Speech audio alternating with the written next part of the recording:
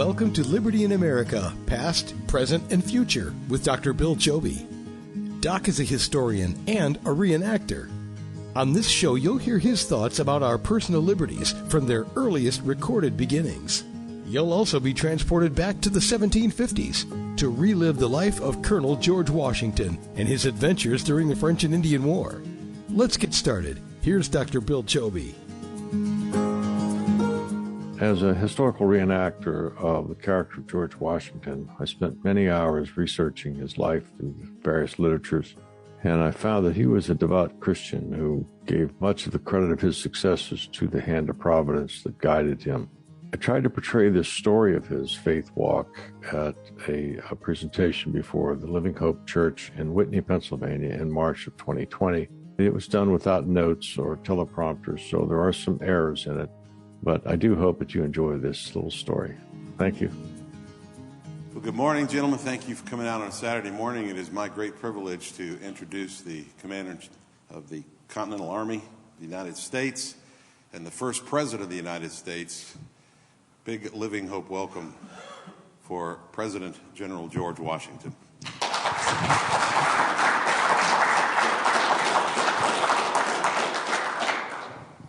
I do appreciate your attendance at this fine morning. I see amongst us are some members of the Band of Brothers. If you could please raise your hand and say I can recognize you. Excellent. Your efforts at Valley Forge was particularly appreciated and led to the final victory that we had at Yorktown.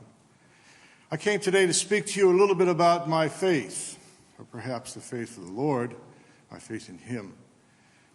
Let me give you a little background as to what brought me to this point. My great-great-grandfather was a minister, Reverend Lawrence Washington, in England. In 1632, he was the head of a very large parish there, quite successful in all regards. At the time that Oliver Cromwell and the Parliament rose against the king, King Charles, there was a great division in the Anglican Church. I don't know if you are aware that the Anglican Church was headed by the King of England. My great-great-grandfather, Lawrence, chose to side with the king. He was a royalist. And the parliamentarians during that great civil war caused him great harm. They ostracized him, accused him of being a drunkard, and literally drove him from the pulpit. And with that, he lost his parish and his finances and eventually bankrupted. He had two sons, John and Lawrence, and John came to this country around 1662, largely to escape the persecution of his father. My great-grandfather came with a deed to title land, and that land also had occupants of the natives upon it. Because he felt he had title to the land, he drove the natives off, and for that he was labeled the Conotaris, or town taker, a name that came down through my family, eventually to myself, during the French and Indian War. I was raised by a woman of great faith who indeed herself had trials and tribulations as a youngster. Her mother and father had both died at a very young age, and she, at the age of 9, raised her sister to where they, throughout those difficult years. My father was married prior to marrying my mother, Mary Ball, and his wife died at a young age, and he had two sons, Lawrence and Augustine. My father's name was Augustine. After the demise of his first wife, then he married, of course, Mary Ball. And I was the first of 5 in my family. My father had been educated in England, although his home was in Virginia. He went to a very renowned school called Appleby's Grammar Academy. It was known for strict discipline in the raising of fine young men. His two sons, John and Lawrence and Augustine, also attended the Appleby Academy. At the age of 6, our house burned down, and we had to relocate off to Pope Creek in Westmoreland County in Virginia, the colony of Virginia. Later, at age 11, my father died, and my mother promptly made me head of the household over my 4 siblings. With that responsibility and with a lack of resources, I was unable to travel to England to have the same education at Applebee's as had my father and my stepbrothers. So I relied much of my early education on being schooled at home. My mother was a strict disciplinarian. Oh, incidentally, when she was a very active woman and quite an equestrian. When she gave her dowry at the time that she was married to my father, she had 3 horses and a fine leather saddle. She was very good on a horse, and it's something that she brought into my life very young, as a very young man. The one thing that she insisted on was being obedient to proper authority. And it struck with me in many different instances, and one of which just remains in my mind because it had such a profound effect on the rest of my life. You see, I was asked by my mother to split some firewood, and my brother Samuel was asked to go into the garden to weed. Father was going to town, and I desperately wanted to go with him because it was getting off of the farm and getting to see more of the world. Well, Samuel came to me and said that Mother insisted that I help him weed the garden. Now, I'm chopping wood, so I have an axe in my hand, and being very frustrated and very angry about it, I struck the nearest thing by me, and that happened to be a small cherry tree that my father had recently planted. I struck it twice, actually. Realizing that that was a mistake, when Father returned, he asked what happened, and I explained. He said, "Go back behind the shed and pick a switch, so I need to punish you for this." And I thought, why be punished for telling the truth? And he said, "You struck in anger. You are of great size. Never, ever strike in anger." I kept it in my mind after being reminded repeatedly on my backside that striking in anger was something that could have consequences, that could lead to great harm to not only things such as cherry trees, but also to other people. So obedience was very important. It was a very structured environment. Being that I didn't have a regular school to go to, Mother would instruct me every day, largely from the good book. I had writing lessons every morning for an hour.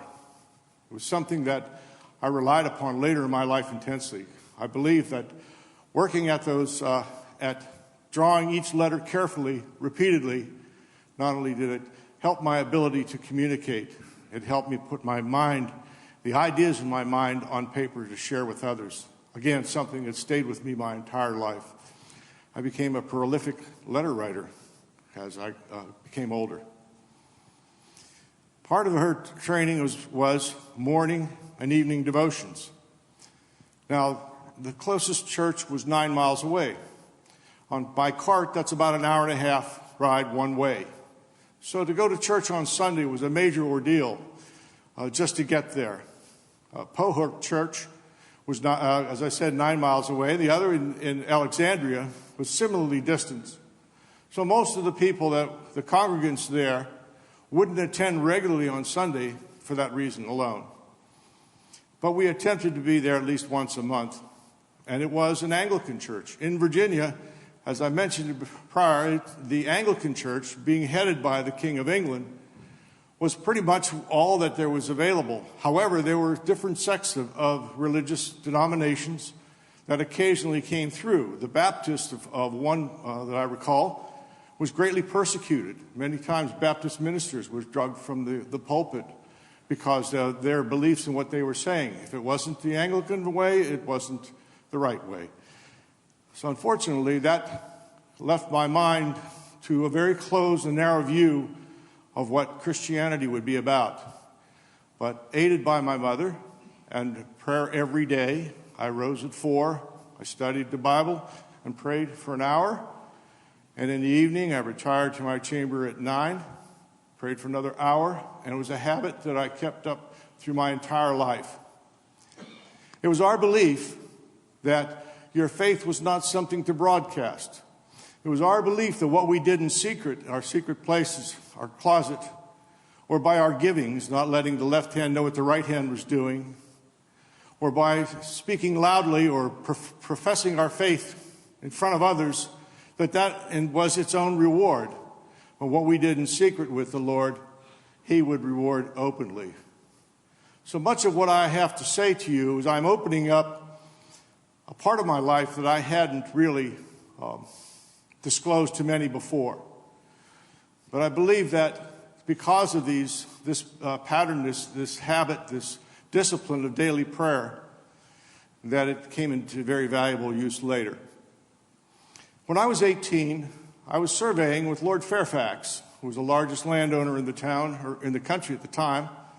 And it's through my contacts with Lord Fairfax that I became involved with other people of great note, particularly Governor Dinwiddie of Virginia. Eventually, I was interested in becoming involved in the House of Burgesses. A time came whenever the word came back that the French were advancing down the Belle Riviere, the Allegheny River, to occupy land which we felt was ours. King James gave property or title to the Mid-Atlantic region to the people that came there in 1604.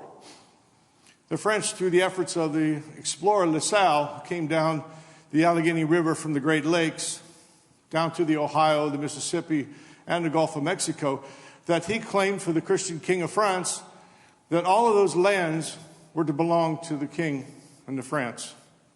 In between there was the Six Nations of the Iroquois, various Indian tribes that had banded together around a loose confederation of rules, a constitution or so, if you will. The Iroquois were not very kind to those tribes that refused to join, and it was either join or die. But they were very successful in developing a very large area of land that included this part of western Virginia, later to become Pennsylvania. Well, in 1753, I was asked by Governor Dinwiddie to represent the Ohio Company, who had land interest in these areas. And my goal was to travel to the French fort, not far from Lake Erie, and ask them to please come off our land. I did this with a guide, Christopher Gist, and on the way I encountered a native, one of the Indians that had originally been from the upper part of New York State. He had a very curious history that I was unaware of, but inside of that man was a passion that later became, well, revolutionary. You see, when he was a young boy, he had a dispute with the French fur traders, and they captured him, they tied him down, they tortured him until death, they dismembered him, and they ate him.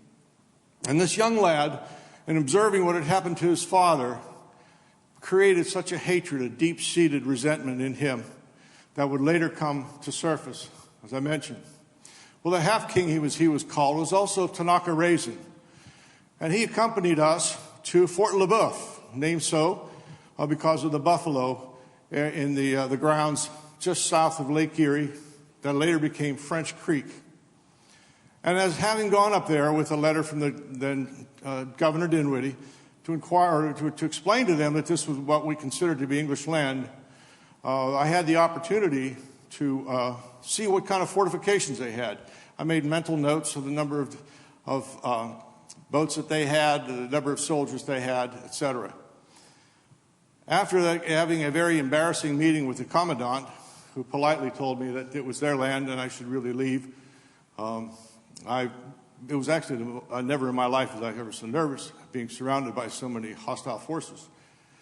But I prepared to leave the next day, and that evening I was asked to join a dinner in which the French officers got thoroughly drunk and exposed all their secrets to me. Kept keeping this in mind, I chose to leave the next morning. Tanaka Raisin wanted to leave, or wanted to stay behind, and I was left with Christopher Gist. And on the way back from the French Creek, the French fort, a local Indian took a shot at me with his musket less than 15 yards away, and he missed. Christopher wanted to kill him there, but we thought that would be a problem because there would then be many after us. So we took his rifle and sent him on his way. We left our horses behind, and headed down back towards Virginia. Now, mind you, this was in November and December of 1753, so it was quite cold. And the snow was high, and there was much ice on the rivers as we traversed that ground. We got down to the northern bank of the Belle Riviere and spent a day crafting a raft in order to cross the river back onto the ground to head back to Virginia. Later in that day, as we attempted our crossing, I was in the lead of this raft.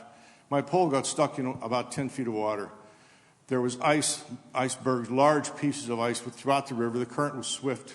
And in catching my pole, I was thrust into the water.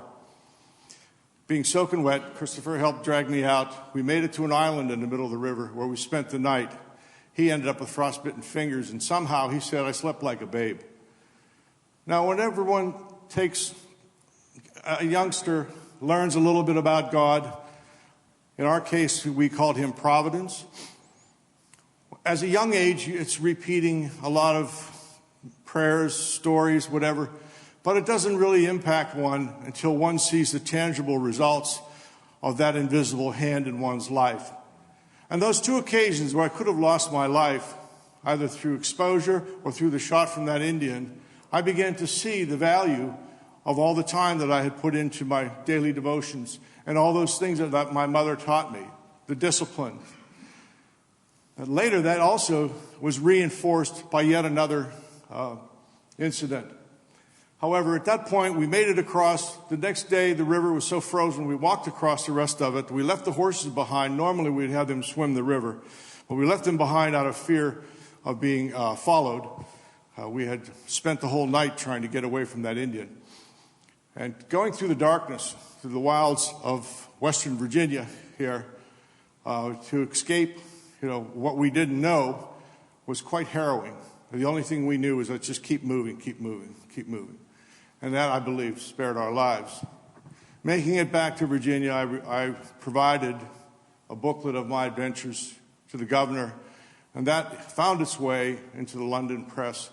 And suddenly there was quite a bit of notoriety to my life, something that I was very unexpected being just a country boy.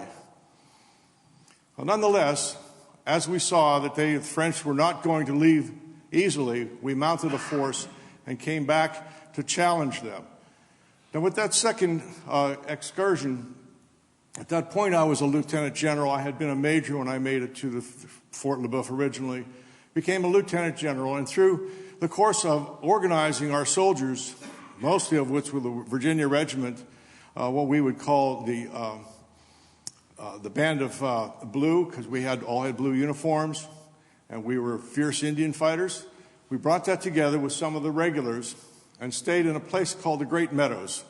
It's quite maybe 20 or 30 miles south of us here, but it was just an excellent open field, not unlike what you have here. As we were there, Tanaka Raisin, remember I mentioned to you the Indian young boy that became a great leader. Tanaka Raisin appeared, and he said, there's a French group of soldiers coming for you. And this was now May of 1754. And I thought, well, what could be anything less than hostile? And through the encouragement of Tanaka Raisin, we took them as a hostile force. But we didn't know where they had camped the night before.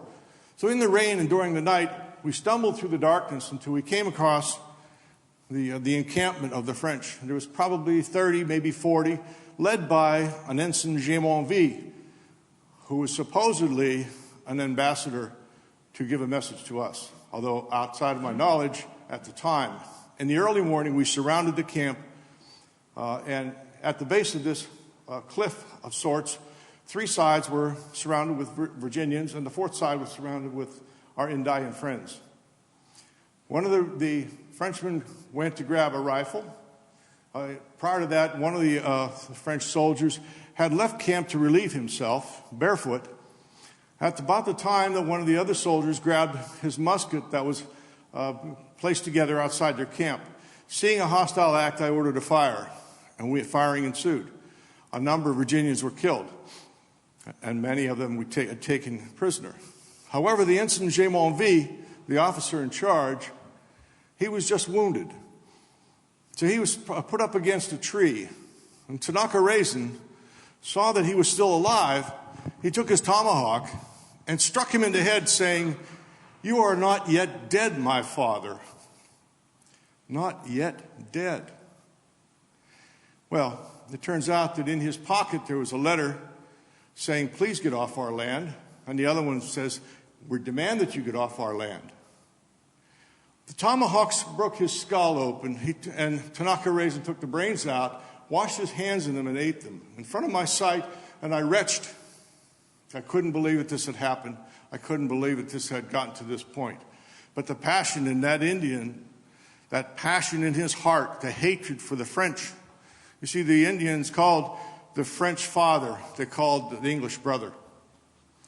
But what had happened there, as we retreated back to the Great Meadows, we expected a response. And the brother of Ensign Jay Monville soon came down with a large force to attack us at Great Meadows. Now, having put in the context of morning devotions, evening devotions, this was quite perplexing to me. It's something that I had not anticipated. And perhaps it was that I rose in anger, in spite of what my father taught me with the cherry tree. But many thoughts went through my mind. So as we reorganized at the Great Meadow, we built a fort out of necessity, which was a stockade fort with logs, placed right in the middle of the field, as if it were in the middle of that field. Unknowing to us was the patterns and habits of the warfare of the Indians, which was to hide behind trees and to stay hidden until you were to shoot. And we were quite exposed, expecting a European-style confrontation, which is where there are lines of fire and presented arms and exchanges of fire, and that's how the matter was settled. Well, it didn't turn out to be that way. The Indians and the French came in a large number and began to fire down upon us on our fort. Again, wondering how my faith carried me through, I don't know. But my soldiers, seeing that they were being badly lost, broke into the rum supplies at the center and got thoroughly drunk. And then along came a thunderstorm like I hadn't seen on July 4th of 54. And that thunderstorm, not only did it render our gunpowder ineffective, but also for the French. Seeing that without gunpowder there wasn't much of a fight, they called for a parley. And in the darkness, using an interpreter who was half Dutch, half French, half English, or part English, he explained that they would be willing to let us go with our arms and our horses in a less humiliating defeat. Part of that agreement, the very end of it, was that by my signing it, that I agreed that I assassinated the Ensign Jay Monville, that I killed him, that I murdered him. But it wasn't, it was Tanaka Raisin.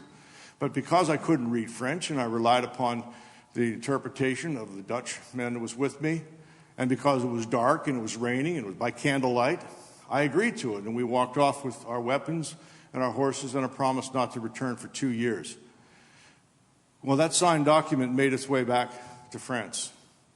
And what happened after that was the French and Indian War. From having gone to be an international celebrity to be an international embarrassment, it was quite a change for a young man in his 20s. But again, the concept of faith, the fact that there was something to fall back on, something to keep in mind, something to show forward. The affirmation of the hand of providence in my life, that invisible hand, came about because, as I said before, you read a lot, you're told a lot, you pray a lot as a young man like these boys here, but how do they know that God is real until they have an experience with Him? So all of these experiences were yet to accelerate as I returned with General Braddock to try to take the fort, which now the French had built at Fort Duquesne at the mouth of the Allegheny and the Monongahela. That great confrontation took place not far outside of that fort area. And because we were accustomed to European styles of war and because of the arrogance of General Braddock, believing that an open confrontation in the fields, as they had done for centuries in Europe, that this was how it was going to be. And in front of our lead was the Highlanders, the Black Widow Brigade. They were to be as fierce as any native in their fighting abilities. But what they didn't encounter or didn't expect was to be fired at from behind trees and rocks. And they decimated the front of our forces. Officers were shot. Horses were shot. I had 4 bullet holes in my coat and went through my hat. I had 2 horses shot out from under me. I was the only officer still capable, although I wasn't a regular British officer because I hadn't been in England. I was not entitled to be that. General Braddock was wounded, some say from behind, because as he tried to advance the troops forward, he would hit them in the back with the flat of his sword, and some of the locals thought that he was actually trying to kill his own men, and they shot him. Mortally wounded, he asked me to form a retreat, and that I had. Later, I found that one of the Indians' leaders claimed that he had 7 fair shots at me, after which, not being able to hit me, told the rest of his sharpshooters to cease fire because the Great Spirit protected me. We made our way back. With a harrowing experience such as that again, understanding the providential and they impart into my life, reaffirmed, strengthened my faith that even yet had been not totally challenged. After having returned to Virginia, then General Forbes decided to come and do the same by cutting a path through the mountains. And that in 1758, he came through an area not far from here called the fort at Loyalhanna. Loyalhanna was a crossroads between 2 Indian trails, the Shawnee Trail and I forget the other, but anyhow, the trail ran from North Carolina to Erie. So this was a major crossroads of Indian trade. In the area were an Indian village, the Mongahalians, and their population was decimated from smallpox brought down by the French fur traders, and actually with given blankets with smallpox on them in order to eliminate these people. A sort of biological warfare, if you will. I came through there after an encounter on October 11th where the French attempted to go and drive us out. I was in a baggage train coming over the mountain. But the following month, the French were going to return, and as word came to us, Colonel Mercer was sent out with about 300 Virginians to encounter the incoming enemy away from the fort to protect our livestock, because once they had taken our horses and cattle, it would be very difficult to remain through the winter. A great firing ensued, and later in the day, General Forbes said to me, take another 200 Virginians out, flank them and end this. So as we went down the Loyalhanna, around a 2-mile run, we came up through the flank of Colonel Mercer's forces. In the gathering darkness, in the fog of war, in the black powder smoke, although I sent a messenger ahead to warn them that we were coming, that message did not get through, and a friendly fire incident occurred.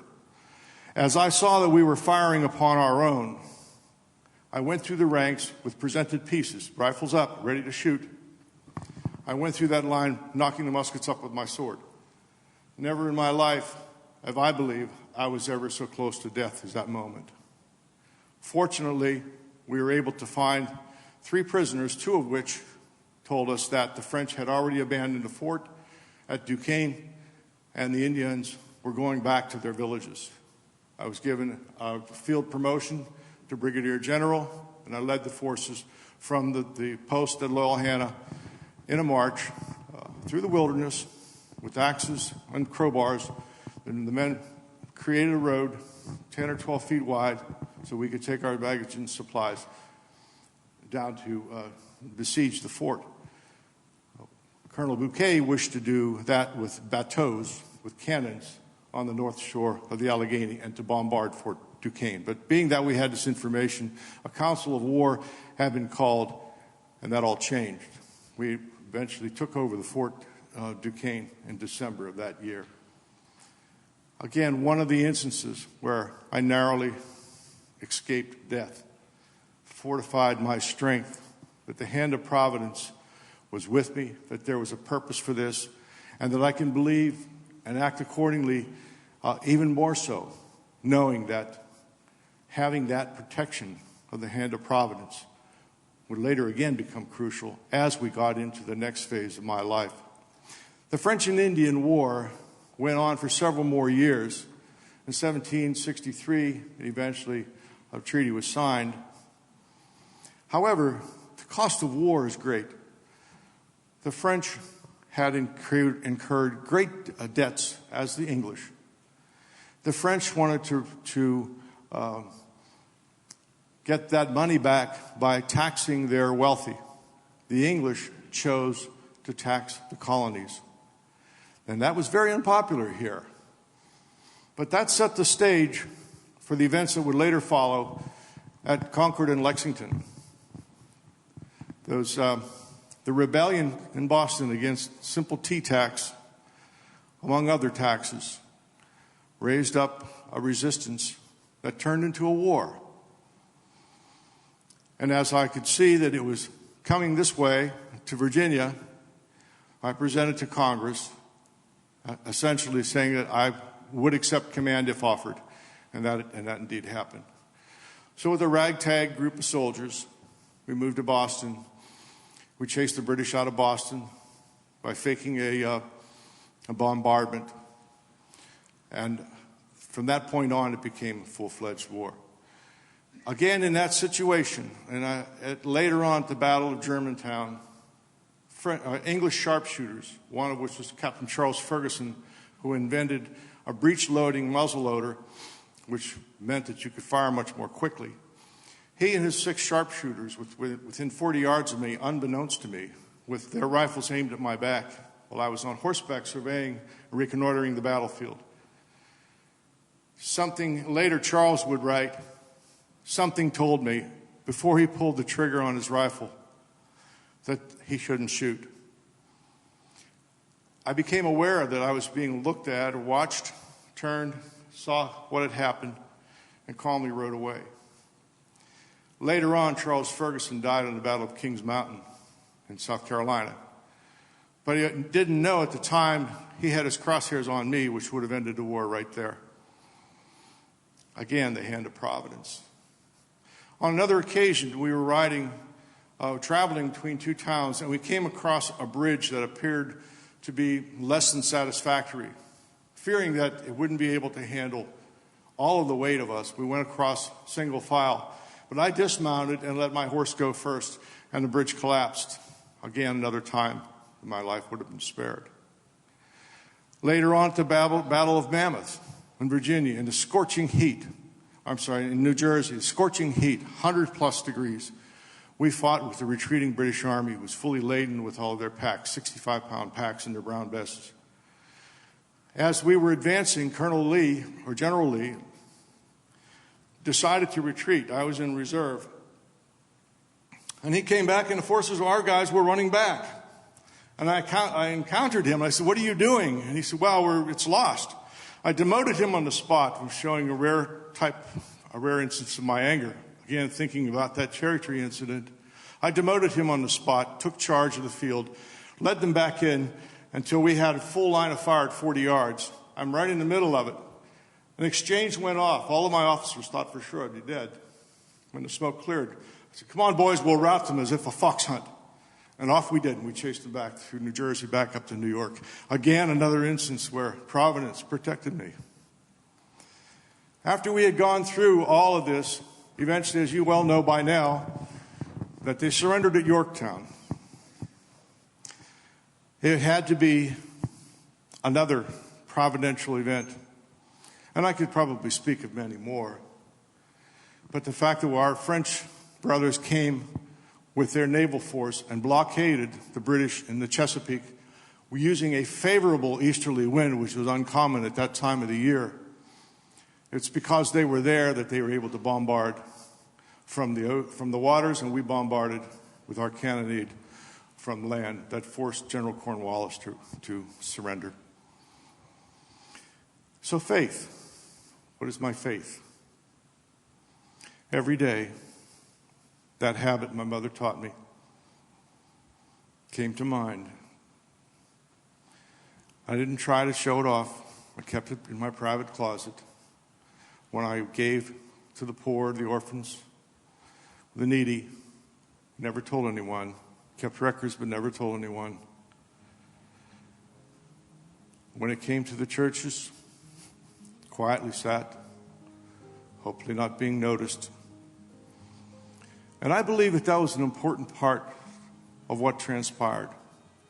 What I did in secret with the Lord, He rewarded openly. I hope this information has helped you understand some of my life and the kinds of things that can happen when one takes one's faith seriously. You've been a wonderful audience, and I appreciate you coming out this morning, Reverend Allen particularly.